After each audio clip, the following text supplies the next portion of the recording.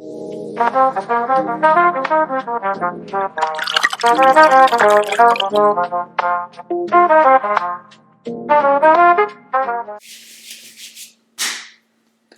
up, fam? This is Travis. Whiskey Happens. Got a review for you. Quick one. Nothing like too crazy with this, but it's something I like to review every year just because I get it every year.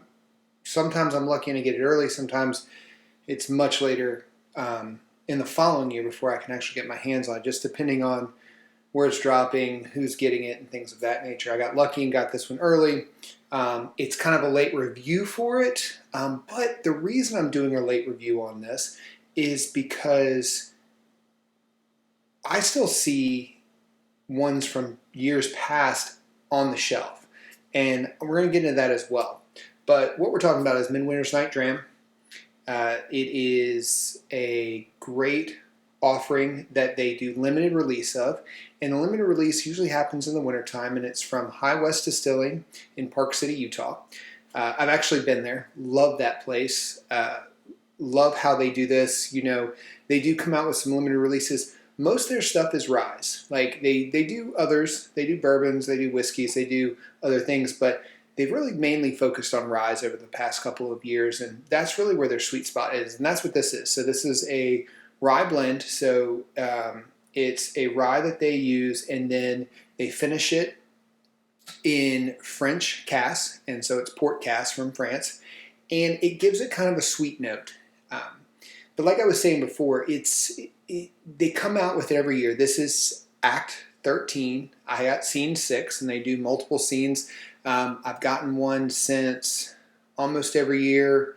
I've started with Act 8, and I've gotten one every year since. Some are good, some are great, and then some just don't hit the mark. And I don't know if it's the same rye blend that they use, but it's all about the finishing techniques, you know, how they finished, where they were sitting in the warehouse and things, and it really shows. You know, you would think they do it the same every year, but it's very interesting that the flavor changes so much. That's what I love about it.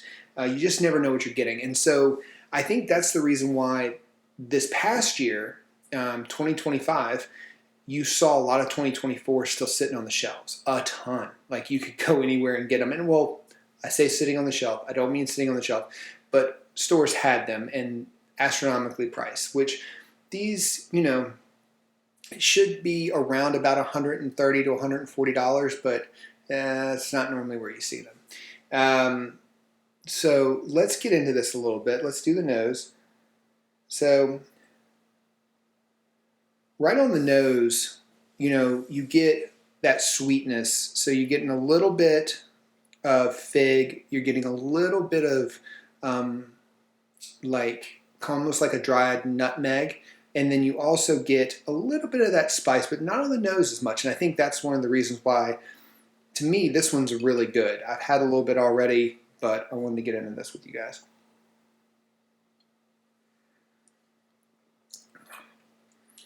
See, so first taste, the spices come through, but it's not punch you in the face spices. It's subtle, it's soft.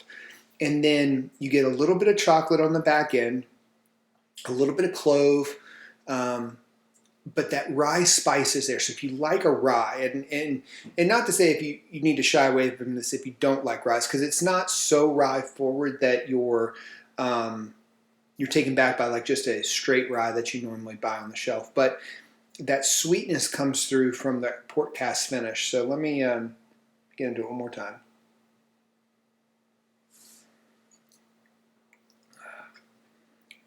And yeah, see, for me, this reminds me of some of their older batches.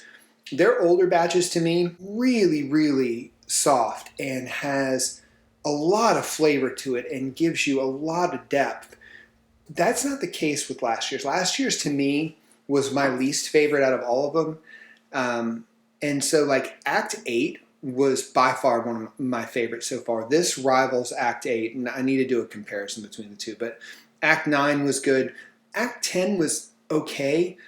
Act 11, okay. And so, like, The earlier ones were much better to me, and that's just my flavor profile. Some people might have loved them, but I think that's why we're seeing Act 12 sit on the shelf still. I can still go to certain stores and see Act 12 sitting there.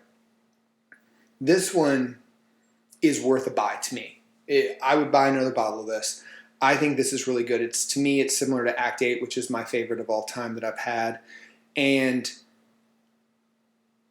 they didn't miss on this. So if you see that on the shelves and it's around 100 to 140 bucks for that price point and being a limited run, I would buy this. I think it's well balanced. I definitely think it's not one though that you would put in a mixed drink. This is definitely something you drink neat, maybe on a cube, but definitely not a mixer type.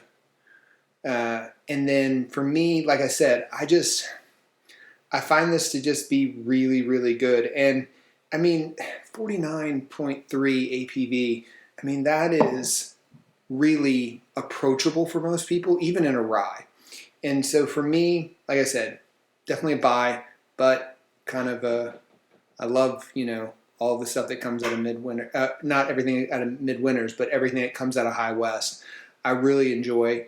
And so I've got the Boo Rye back here, really enjoy that. And so, yeah, I think that'll do it for us tonight. If you have any questions about this one, or if you've had another act that you really loved, let me know in the comments. I would love to hear what other acts you've had and what other scenes. Like if you're drinking on act, 13 and you have scene 1 or scene 2, let me know if there's a vast difference. I'd love to know that. I've never gotten the same act in a different scene just to try them, but would love to know someone's opinion on that. So whether you like it neat, on the rocks, or in a Coke, cheers. Whiskey happens.